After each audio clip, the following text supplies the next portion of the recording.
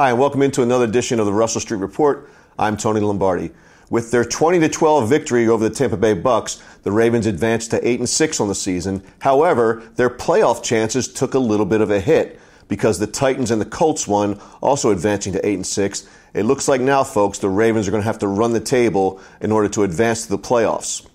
Lamar Jackson advanced to 4-1 as a starter. In his first 5 games as a starter, Lamar has a passer rating of 79.1. By comparison, Joe Flacco's passer rating in his first 5 starts was 60.6. On the season, Lamar has 566 yards rushing, which tops the Ravens. And despite only having 5 starts so far, he is closing in on the 10th best rushing season by a quarterback in NFL history.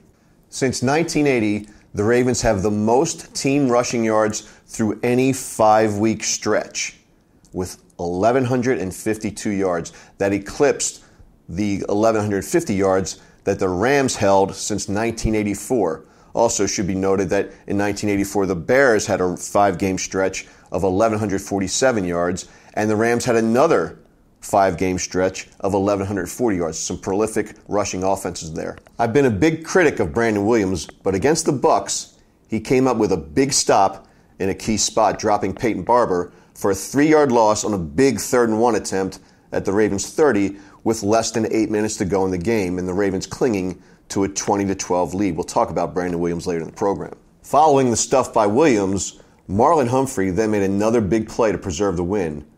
My game balls for the game go out to Humphrey, C.J. Mosley, Gus Edwards, and Lamar Jackson. The Steelers beat the Patriots to remain atop the AFC North with a 17-10 win in Pittsburgh. Tom Brady, he is finally showing signs of his 41 years on the planet. The Patriots fall to the 3rd seed as of now in the AFC. The Steelers go to New Orleans this week to take on the Saints as 6-point underdogs. Meanwhile, the Ravens travel to L.A. for a Saturday night showdown against the Chargers. A Chargers loss against the Chiefs may have changed the stakes in L.A., but now the Chargers have a shot at the AFC West crown and the number 1 overall seed. The Chiefs are at the Seahawks on Sunday night. Possibly returning to the Chargers lineup are Keenan Allen and Melvin Gordon. It won't be easy, folks. We'll take a quick time out. When we get back, we're going to sit down with Harley Sherman, who covers the Ravens as an analyst for Pro Football Focus. Later in the program, we'll be joined by Chris Johnston, who covers quarterbacks for a website called Complete QB. We're going to break down Lamar Jackson. And then, rumor has it, we're going to get a visit from Baltimore Ron later on in the program. Don't go away. This is the Russell Street Report.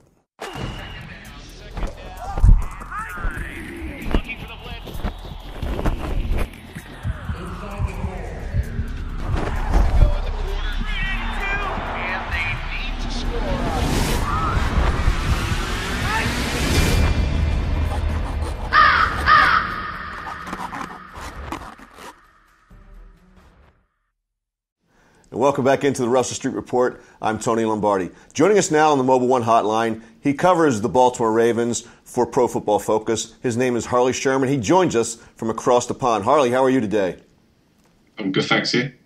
Thanks for joining us. So talk a little bit about your start with Pro Football Focus, how you got acquainted with the Cris Collinsworth group, and how you even got into football being a Brit. So I started about 15 years ago. I think I started watching it on a family holiday, and when I got back to the UK, I'd stay up late watching the games, tape them on VHS. Fantasy football and Madden was a big part of my interest as well. And then about 3 or 4 years ago, I just answered an advert on PFS website looking for a part-time analyst, and I passed the trials and the interview, and eventually got a full-time job, and that's where I am now. Well, congrats to you. You do some great work for the Ravens. So let's focus on yesterday's game when the Ravens hosted the Tampa Bay Bucks. Brandon Williams, a guy who I've been a critic of so far this season because I don't think he's played up to the level of his contract, made a big play. But, the eyeball test sometimes tells a different story than the Pro Football Focus analytics. Talk about Brandon's play so far this season as compared to 2017. So in this season, he's the 5th-ranked defender on the team with a 62.2 grade. But that's pretty much via his run blocking. So as same as with other seasons, he's not offering a huge amount in the pass rush. So far he's got 1 sack and 12 total pressure so far, and usually averages about 15 a season. And obviously in this day and age of the NFL, the passing game is the key, and that's what you need to stop, particularly with teams like the Chiefs and the Chargers. So that's something that is lacking in, but he is still the cornerstone of the defensive interior. The only defensive tackle that's out snapping at the moment is Brent Urban. Well, compare and contrast Brandon with Michael Pierce, who seems to be having a really good season.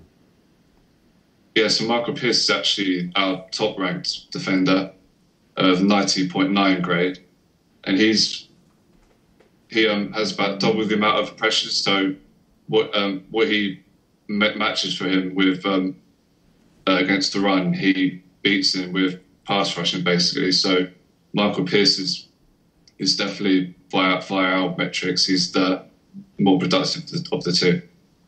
Marlon Humphrey had a fantastic game, maybe arguably his best as a pro for the Ravens against the Bucs yesterday. Talk about him and how he compares to some of the top-ranked corners in the league. Yeah, so by our grading, that was his best game of the season so far. It was a 91.3 grade, which was the best in the team. And he only gave up 2 catches on 6 targets for 13 yards. And included 1 interception and 1 pass breakup too. And in particular, he only gave up 1 and 2 against Mike Evans, one of the top receivers in the league. And in the season overall, he's great, 81.1, great 7 grade, is the second best in the team.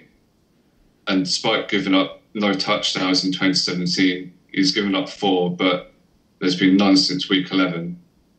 And I'm not sure where he ranks among one of the best cornerbacks in the league, but if he keeps performing like he did yesterday, then he should be well up there. Absolutely. He's the best graded defender in the secondary on the Ravens team so far this season.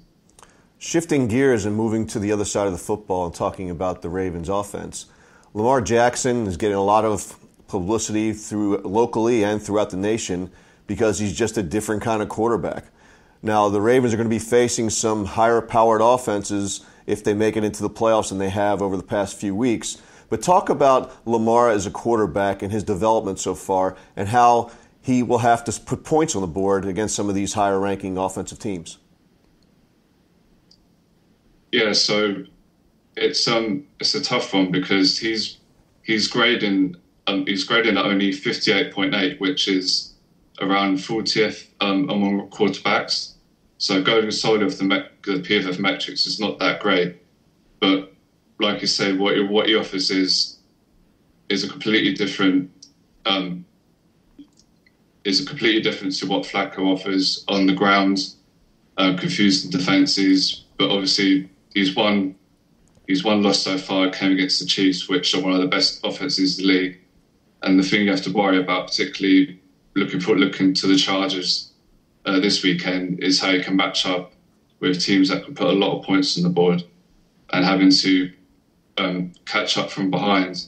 So one of the Ravens' strengths of the past 5 games has been getting ahead and then eating up on clock, stopping the opposing teams from getting lots of snaps and having a chance to make points. So if they do make the playoffs, then they've got teams like the Colts, the Steelers, the Chargers, who can easily score 30, 40 points. So it's important in those games that they stay ahead and they don't fall behind by like one or two touchdowns. When you look at Lamar play, Harley, what weaknesses do you see? It's obvious that passing and throwing the football, as compared and contrasted to Joe Flacco, there's obvious deficiencies there. But do you think that what he's doing can be improved upon and corrected so that he becomes a franchise quarterback? Well, the knock on him coming out of college was that he was a raw passer and his accuracy was inconsistent. That's still apparent now. He still misses some throws, but I think with time he should improve. It's only his rookie season. Not every rookie quarterback is like is like Baker Mayfield, who hits the ground running. But one thing the Ravens have to hope and be wary of is that opposing teams don't maybe catch up to the quirks of his game or figure out ways to stop him. So it's important they keep it fresh with the play calling and keep it as simple as they can with him. When you looked at that game yesterday, it looked like the Tampa Bay Bucks actually had a good game plan to go against him, and his athleticism was so dynamic that he was able to escape pressure many times. Yeah, so I think he's avoided 17 tackles so far this season, and if you extrapolate that across to like a 17-week season, I think he'd be leading the league in quarterbacks. So he's got, like you say, he's got that pure athleticism that sometimes you can't, no matter what your game plan is, you still can't adjust for it. So he's always got that advantage against teams. We're speaking with Harley Sherman. He covers the Ravens for Pro Football Focus. Harley, in looking at the Ravens receiving core, the three guys that they brought in 2018, Michael Crabtree, John Brown, and Willie Snead, of the three, it seems to be that he's developing the best rapport with Willie Snead. Talk about his game, Willie Snead, and how it complements that of Lamar Jackson, and then compare and contrast Snead to John Brown and Michael Crabtree.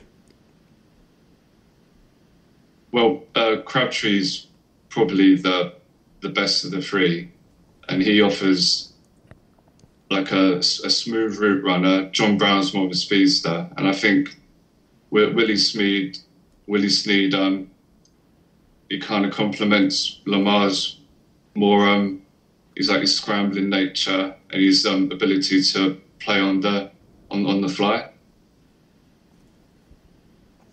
Cris Collinsworth, he took over Pro Football Focus, what was it, 2 years ago, 3 years ago? Yeah, it's 3 or 4 years ago, I think. Okay. Yeah.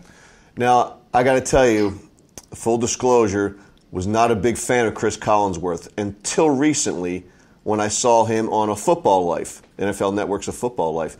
Just gave a completely different picture of the man that he is. Talk about what it's like to work with Cris Collinsworth. To be honest, being across the pond in England, I don't really get much interaction with him. So he's not as involved in the day-to-day of PFF as it is. I'm not sure what his exact title is, but as far as I know from speaking to people who've work in the headquarters in Cincinnati, he's a great guy. He's hands-on. He's always looking to improve the company. So as far as I'm concerned, since he's taken over the company, he's gone leaps and bounds. We've increased our client base. So as far as I'm concerned, he's been a great positive to the company. Now, if the Ravens happen to be playing on Sunday Night Football or a game that Chris was covering, would he be dialing you up and saying, Harley, give me the goods on the Ravens? Hopefully, yeah. Okay. I want to talk about the inside linebacker position. We all know that C.J. Mosley's in a contract year. He's playing well. He's played really well against Tampa Bay Bucks yesterday. But talk a little bit about the guys playing next to him. Patrick Owosso, popularly known as Peanut, and Kenny Young. Compare and contrast those two players. So both of the players aren't grading brilliantly this season. Kenny Young has a 56.3 grade, and Owosso has 57.2. So, and it seems like they've been in a bit of a job share. So, I think the coaches are still trying to figure out who they prefer. So, on Owosso is probably the better tackler. He has 3 missed tackles compared to Young's 7. But Young has a slightly better pass rush grade, and he has slightly more pressures. So, they do complement each other in different ways. So, on Owosso would be more useful in run downs, whereas Young, you can use him in the pressure packages that the Ravens like to use on third downs or his passing situations.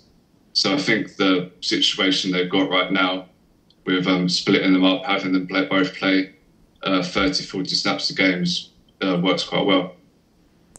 The Steelers beating the Patriots last night, as well as wins by the Titans and the Colts, put the Ravens in a position where they kind of have to win out in order to really have a chance to make it to the postseason dance. They're going to have to do that by beating the Chargers. Talk about the matchup with the Ravens and the Chargers, and what do you expect that game, the outcome of that game, to be? So with the Chargers, it obviously begins and ends with their offense. Phillip Rivers is our third highest rated quarterback this season. Austin Ekeler is the fifth rated halfback. And the key matchup is who covers Keenan Allen, who's the third best ranked wide receiver. So we talked about Marlon Humphrey. If he gets matched up on Keenan Allen and he has a big game, that could be a big factor as whether the Ravens will win or not. And I believe Ekeler and Allen are carrying injuries, so that could be a big factor if whether they play or not. Mm-hmm. But it'll be a very close one, and seeing if, like I spoke before, about whether Jackson can keep up with a team that can score prolifically. But I think the Ravens will edge it personally. The Ravens win? Yeah. That's great to hear. So, it's already happened. Last night, the Philadelphia Eagles went from the right coast to the left coast, took on the Rams in L.A.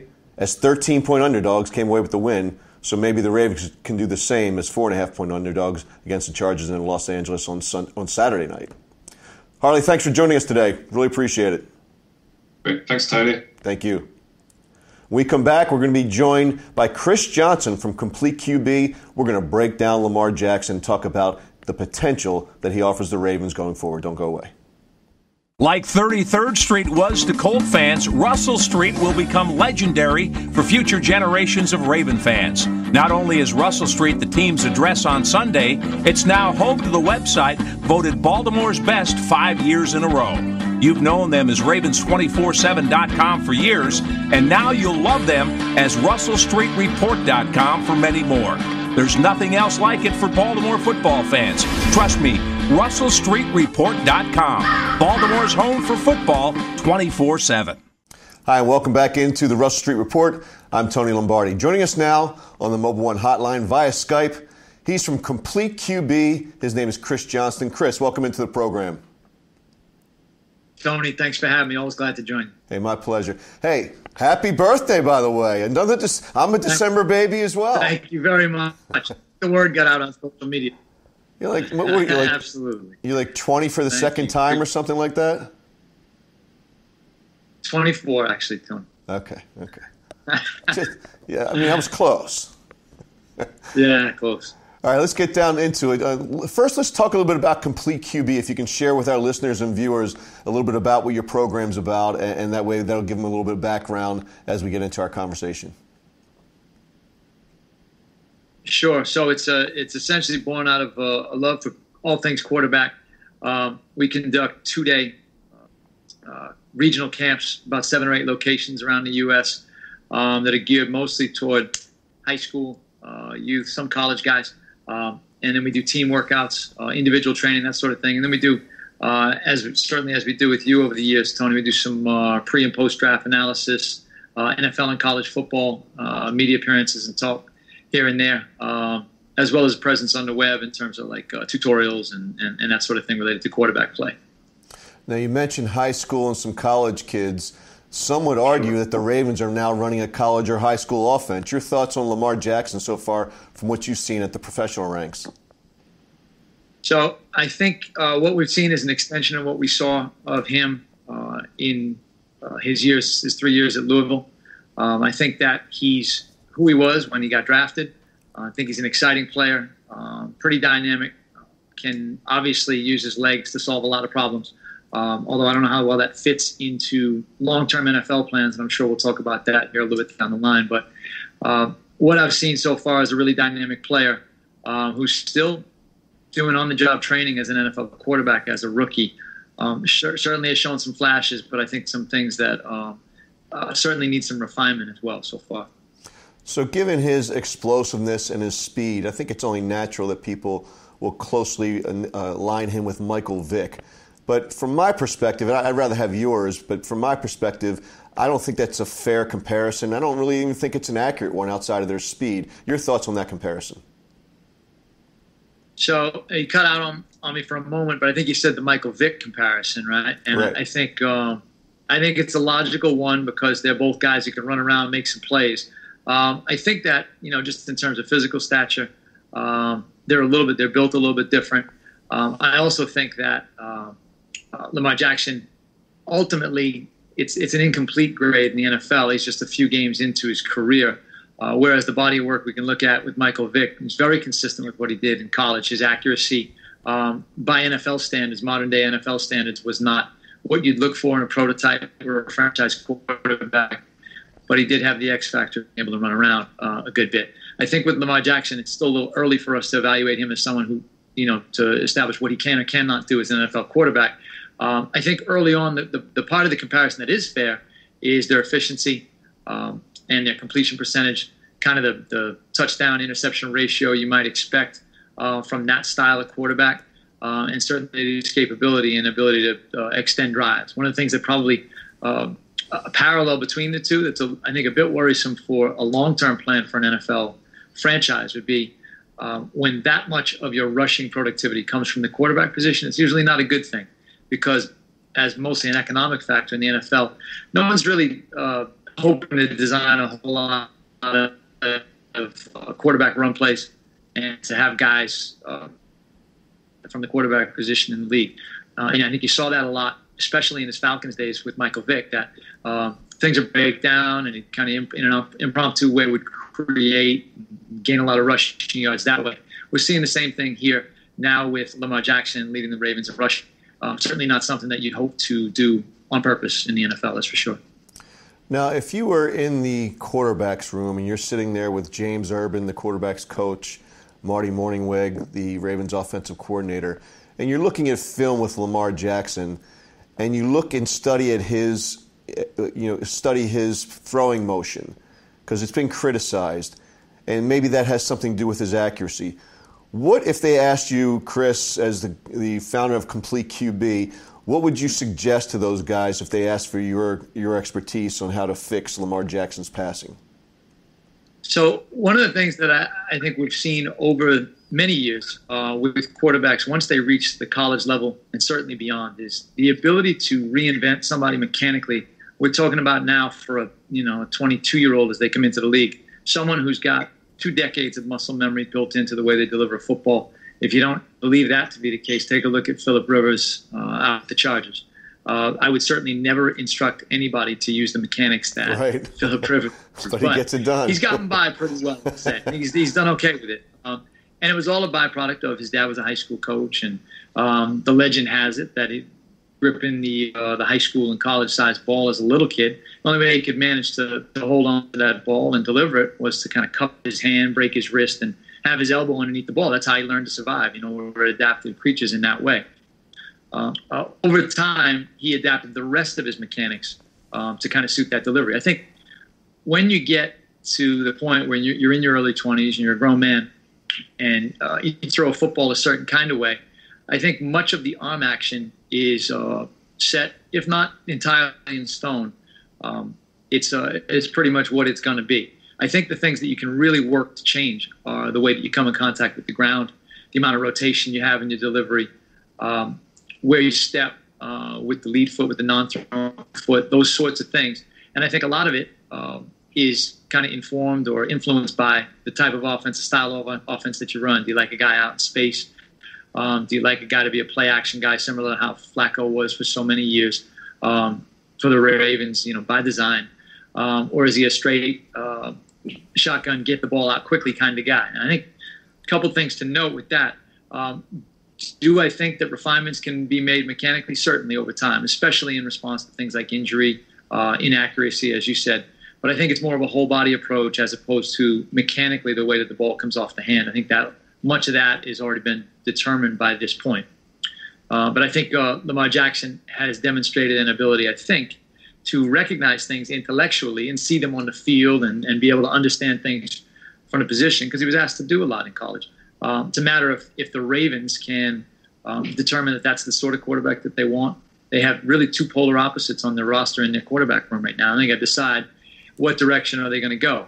If I were in that room now, I certainly would have as a strategy to try to get Lamar Jackson to continue to refine in a quote-unquote pro-style passing game, but also be mindful that if he's going forward, we got to design some things that certainly suit his strengths. And you have to do that, by the way, without having the luxury of what Bobby Petrino did at Louisville, which was factor in quarterback design run plays. There's too much of an investment in the position in the NFL. I think for anybody to consistently say, hey, we're going to give this guy in the pocket 10 to 12 or 8 to 14 carries a game, it's just not going to make sense, and it's too much of a risk, and you have an entire fan base and a franchise holding their breath with every snap of the football when you approach it that way. So I continue in kind of helping him refine himself as an NFL quarterback and then build complementary stuff that kind of suits his style, whether it's things that attack the edge a little bit and get him in a space where he can not be a sitting duck between the tackles and run plays, but potentially be out in space outside the tackles with the ability to run or pass the football from there. Chris, you mentioned that Joe Flacco and Lamar Jackson are polar opposites. You also introduced the concept or the notion of the fan base and their response to what they're seeing on the field. There are some that believe, and even John Harbaugh, as the head coach, has alluded to this, that the Ravens should plan a game whereby Lamar Jackson is involved in the game plan, as is Joe Flacco. But there are a lot of hurdles that go with such a game plan. If you could, talk a little bit about the week in preparation for a game and how that's really difficult to manage different sub-packages for both of those types of quarterbacks. Sure. Well, I think the number one thing is buy-in and making sure it's certainly the expectation is that a quarterback's a professional. We're talking about both guys, that they'll both be comfortable with that. No commentary on how either Lamar or Joe would react to that. But it is something, certainly when you take somebody like Joe Flacco, who is really been the face of the franchise at the quarterback position, has a Super Bowl ring as their leader, multiple Pro Bowls. And so there's got to be something in the back of his mind as he approaches any kind of preparation where he's splitting time as a quarterback. It's got to be an adjustment. And the hope is that he'd be able to deal with that okay. Schematically, I think the advantage that you give yourself you have the ability now to force a defense to prepare for a couple of different things. I don't know that schematically, however, that you can really put a defense consistently in a bind unless you are to involve Lamar Jackson on purpose in the running game. And the reason I say that is we're going to make an assumption here that Joe Flacco, if you're going to play a pro-style, pocket passing offense for a quarterback, is going to be more refined and better at it than Lamar Jackson right now. I think that's a fair statement to make, given his years of experience. It's something he's used to. It's all he's ever been in the NFL. So given that the rookie Jackson is unfamiliar with that or still growing into that role, I don't see where the switch to Lamar Jackson from Joe Flacco mid-game or mid-quarter or whatever it might be is a massive advantage for you, with the exception of the ability for him to pull down the ball and kind of, when things break down, get out and run around. So I think if you were really to do it as an intentional strategy headed into game week, you've got to be willing to put the quarterback with who's got the athletic advantage probably in harm's way a little bit, in saying that we're going to treat him a little bit like a running back in some zone read concepts, that sort of thing. And that's really everybody's got to be on board in the franchise to decide that you're going to do that with a guy that you wasted a pretty high, not wasted, but used a pretty high draft pick on just 9 months ago or 7 or 8 months ago. So that's not the easiest decision in the world to make. And I really think that if you're determined to get both these guys on the field in the same contest, there's got to be some kind of outside-the-box thinking around that. Now, one of the things you oftentimes hear about a young quarterback, particularly when they're going through their bumps and bruises as rookies, is that they have to adjust to the speed of the game. Now, for me, that has a multifaceted or multi-tiered meaning behind it. And what I mean by that is that it's not just the speed of the players on the field. It's more than that. It's a cerebral part for these quarterbacks. Talk about that a little bit, if you could, Chris. Sure. So I don't think we can address that without talking a little bit about what Lamar Jackson did in his college days at Louisville. Okay. Something to keep in mind when we talk about the speed of the game. There's a major factor that went into Lamar Jackson's just prolific career that he had in college, and that was the ability and the threat to either run or pass the ball on every snap.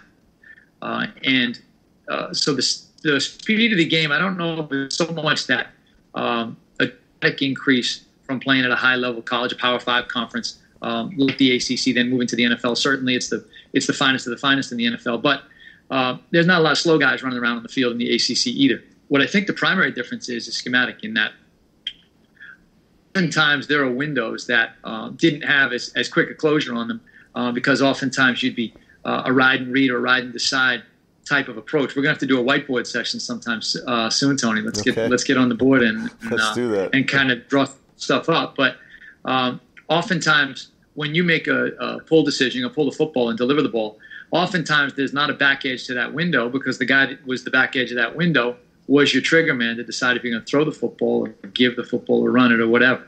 In the NFL, if you're playing a pocket passing game, there are a lot more. There are going to be more drop defenders. There's probably going to be more bodies to deal with in coverage. So the decision has to be made a lot more quickly. Whereas in college, if you're a split second late after you make your decision in delivering the football on the throw, oftentimes the back end of that window that you're imagining might not be in the same position that he was or will be in the NFL because there wasn't the threat of the quarterback run or kind of a ride and read type approach. So I think that's pretty significant, and it only adds to what has to be a pretty steep transition for Lamar Jackson to say, okay, that's stuff that we did for you on, depending on the year. And there was some evolution in the Louisville offense during his time there, but depending on the year that you select, anywhere from 20 to 50% of their offense could involve some read option type stuff. That stuff is largely going to not be present when you're running the pro offense in the NFL. So major adjustment, and the timing, I think, really factors in when you realize that there's potentially more defenders in pass coverage for you. Would it make sense for the Ravens to hire Bobby Petrino as an assistant? That would be an adventure, Tony. I don't know. I think it's bigger than that. I think it's bigger than. I think you really got to decide that. You got to run around a little bit, but you got to commit to having this is going to be a Doug Flutie type offense that we're going to have for the Ravens, and love it or hate it, this is what we're going to do. The same way that when Joe Flacco got drafted, I think over the last couple decades, I think the way that the Ravens roster was built and their organizational philosophy was kind of constructed, I don't think there's many examples of a better cohesion in the way that they drew up their plans. They decided what Joe Flacco was, and they decided that they were going to be a run-heavy, play-action offense where they took a lot of shots down the field that suited his strengths, equipped him with backs out of the backfield that could really just get slippery and get lost a little bit and be available for check-down throws. They really worked it masterfully for a lot of years. But it was part of an organizational philosophy that everybody was in, and everybody believed in it, and they built the roster around that philosophy. They did, and some would say that they got away from that a little bit most recently with Joe Flacco and the lack of a running game that supported him when he was the starting quarterback. Yep. Last question for you, Chris. Let's imagine that you're in that war room and Steve Bisciotti is asking for your opinion about Lamar Jackson. We want to build a team around his individual skill sets. Is he worthy of such a restructure in personnel to build a team around him? And I guess a better question to ask, do you think he could be a franchise quarterback for the Baltimore Ravens? So what I've seen so far, there's nothing I've seen that would indicate to me that he's a franchise quarterback. It doesn't mean that he can't be somebody who's a quarterback for a long time. I've heard some pretty sharp criticism of quarterbacks over the years that would describe, they'll never be a franchise quarterback. But there's some guys who are pretty serviceable, and it's kind of a slippery thing that we're chasing. We say find that franchise quarterback. You and I have talked many times over the years, Tony, about where does Flacco fit in the pantheon and the ranks of NFL quarterbacks. And I think the better question to ask is, can you have a guy who's in the top 2/3? Can you have a guy who's in the top half of NFL quarterbacks? And what's it going to take for you to be satisfied? Or do you need somebody who's in the top half dozen or 8 guys in the league that truly deserves that kind of that franchise label. From what I've seen over his time at Louisville, his brief time in the NFL, I don't see that in his skill set, given the level of potential roster restructuring you need to do, that sort of thing. Got to keep something in mind here. Over the 3 seasons body of work at Louisville, and over his time here briefly in the NFL, this is a guy who's never hit 60% in completion. So the level of restructuring that you'd have to do, and I guess roster construction related to what his skill set is pretty significant. I think that also begs a further question, which is, so now what about when how many Lamar Jacksons are there running around the world? First of all, not many. He's pretty uniquely talented. So God forbid on a rainy day, what happens when Lamar Jackson gets hurt? And now who's your go-to guy, the next guy that you have that's going to kind of fit with the way that you've constructed the roster, take it to his unique kind of skill set. The NFL prototype is more readily available coming out of the college ranks and in the free agent market. And so I see why sometimes the NFL gets criticized for being a league with a lack of imagination, that sort of thing. But you got to plan for a rainy day too, Tony, and make sure that you have a team that, God forbid you lose somebody, a la the Eagles have lived through this couple times in just the last 12, 14 months. You got to be prepared to turn the page and have the next man up and not have the whole franchise go to pieces because that one linchpin in it all wound up being unavailable for whatever reason. Really great points, Chris. Talk a little bit about Complete QB one more time. Sure, I'd be happy to. So we're a quarterback development program. We function largely in the Northeast, but we spread out throughout the country as well. This time of year, Tony, we're coming up on the college and high school coaches clinic circuit. Mm-hmm. So we'll be out on the road talking biomechanics, all the fun stuff that I love, talking strategy, talking football. You can find us always at CompleteQB.com. You certainly can find us as well on social media, Facebook and Twitter at CompleteQB, and on Instagram at CompleteQB2000. So always glad to hear from folks, Tony, and always glad to be with you for sure. Absolute pleasure, Chris. Thanks for joining us, and happy birthday again. Thanks, Tony. Much appreciated. Take care, guys. Happy holidays to you and yours, too.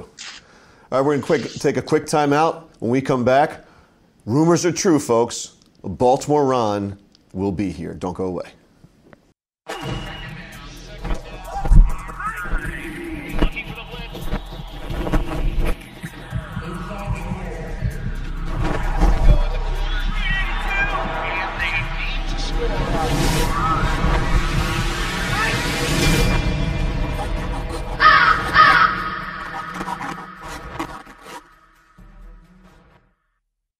And welcome back into the Russell Street Report. Folks, the rumors are true. He is with us. Joining us now on the Mobil 1 hotline, none other than Baltimore Ron. BR, how are you, man? Yeah, what's up, Tony Lombardi? How you doing, brother? I'm doing great. How you doing? Man, I'm doing great. I'm just sitting here in the best basement, in the big basement in the best side of Bel Air Road, just chilling with my bobbleheads, enjoying the victory. It was a nice victory yesterday. Did you go to the game? Of course I go to the game. I haven't missed a game since the Ravens came here. I was there when Vinny Testaverde scored against the Raiders, and I ain't missed a game since. Now, what was the atmosphere like? Because it looked on TV, because I didn't go to the game, it looked like on TV that there wasn't a lot of people there. Look, the atmosphere was electric. It just wasn't the same amount of electricity as it normally is. There was a lot of people stayed home. Not gonna lie to you. In my section 503, I almost died of loneliness. But I will say this, the people that were there, die hard, baby. They were cheering. And you know what, though? The Ravens they said they gave out 30,000 scarves yesterday. Can you believe that? I don't know. Did they? I don't know if they did, but there weren't 30,000 people there, so I didn't get a scarf, and they should have about 10,000 left over. So what are you going to do about that, Baltimore Ron? I'm going to go down there and give me a scarf, because it's going to be cold for the rest of the year. I mean, fair is fair, right? Fair is fair, but you know what they could have done? They could have done us all a favor and gave out ponchos. Would have helped. Hey, talk about the music, because the music down there at the stadium has been a pet peeve of mine. What did you think of it yesterday? you know what? It's like whoever's doing the music schizophrenic. They'll play something I can get down with, like they'll play some Rush or some, they'll play a little Led Zeppelin, and I'm rocking out. And then they follow that up with like Miley Cyrus, Britney Spears, Taylor Swift. I mean, if I wanted to hear that kind of music, I would have just went down to White Marsh Mall and hung out right by the Hot Topic or Forever 21, And then, I hang out there, and then they escort me away with a security guard because they think I'm creepy. I'm glad you didn't. The music, they got to get something. I want it to be pumped up and alive. I don't want, no Taylor Swift. You kidding me? I hear you. This is Baltimore. All right, speaking of Baltimore, and Baltimore's biggest rival is the Pittsburgh Steelers. I don't know if you're like me, Baltimore Ron, but there's only one time every season that I root for the New England Patriots. It's when they're playing the Pittsburgh Steelers, but I never feel too good about it. I tell you what, last night I was rooting for the Patriots about as hard as a young man can root for the Patriots. And when the game was over, I had to take a shower. And you ever seen the movie that was out in the early 90s called The Crying Game? Oh, no. That's the way I was. I was in the fetal position in the shower, crying my eyes out because I felt used. I felt dirty. You can't vote. You can't be rooting for no Patriots, but it's better than the alternative. I can't root for the Steelers. It would have helped us, and all Tom Brady has 15 good games a year, but the one good game that we need him to have, he can't do it. Killing me. Just absolutely killing me. So the Ravens are now still in second place, a half game behind the Steelers. That if the Steelers had lost yesterday, that would have been a big help to the Ravens' playoff chances. But talk about the playoffs. Do you think the Ravens still have a chance at the AFC North?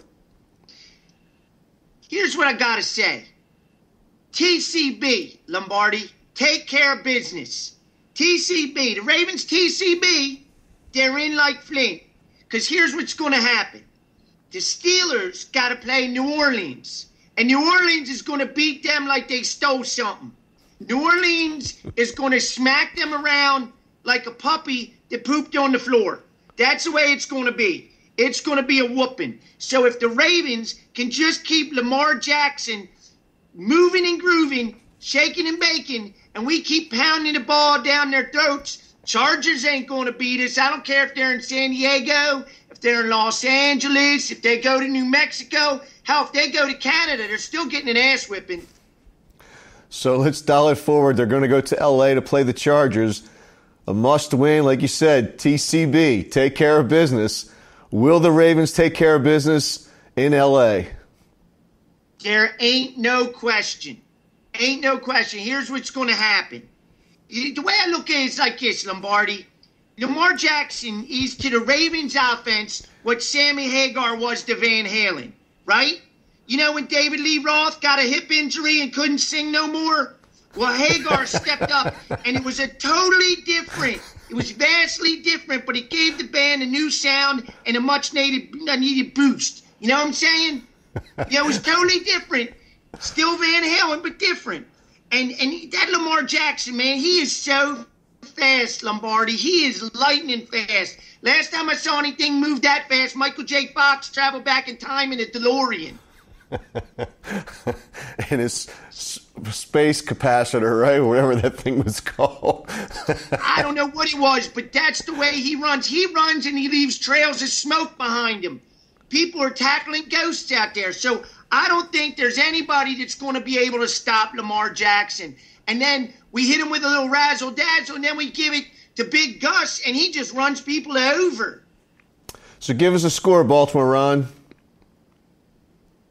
I'm going to say Ravens are going to get easy 21 points. No question. They're going to get at least 21.